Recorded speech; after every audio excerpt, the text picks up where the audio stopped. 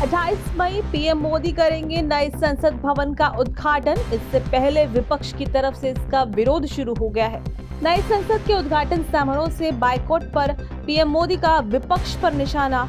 ऑस्ट्रेलियाई नेताओं का किया जिक्र। आपको बता दें कि PM Modi Japan, Papua New Guinea और ऑस्ट्रेलिया के 3 देशों की यात्रा के समापन के बाद गुरुवार को दिल्ली लौटे।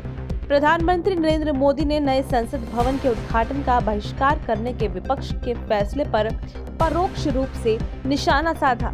जापान, पापुआ न्यू गिनी और ऑस्ट्रेलिया की 3 देशों की यात्रा पूरी करने के बाद पीएम गुरुवार 25 मई की सुबह दिल्ली पहुंचे।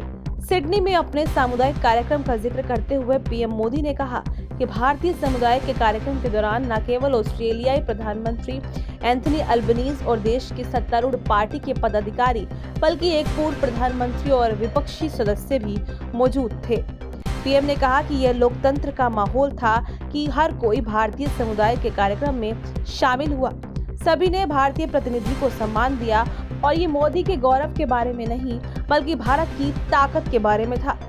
पीएम की ये टिप्पणी ऐसे समय में आई है जब कांग्रेस समेत कई विपक्षी दलों ने नए संसद भवन के उद्घाटन समारोह के बहिष्कार की घोषणा की है।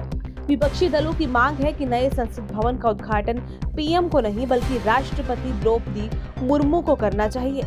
पीएम मोदी ने कहा, याद रखिए यह बुद्ध की भूमि है। पीएम मोदी 28 मई को नए संसद भवन का उद्घाटन करेंगे। प्रधानमंत्री ने कोरोना महामारी के दौरान दूसरे देशों को कोविड वैक्सीन भेजने के लिए केंद्र की आलोचना के लिए भी विपक्ष को आड़े हाथों लिया। उन्होंने कहा कि संकट के समय उन्होंने पूछा कि मोदी दुनिया को टीका क्यों दे रहे हैं। याद रखिए यह बुद्ध की भूमि है, ये गांधी की भूमि है। हम अपने दुश्मनों की भी परवाह करते हैं। हम करुणा से प्रेरित लोग हैं। दुनिया भारत की कहानी सुनने को इच्छुक। पीएम ने इस बात पर भी जोर दिया कि दुनिया भारत की कहानी सुनने को इच्छुक है। उन्होंने कहा कि भारतीयों को अपनी महान संस्कृति और परंपराओं के बारे में बोलते समय कभी भी गुलाम मानसिकता से पीड़ित नहीं होना चाहिए और इसकी बजाय साहस के साथ बोलना चाहिए।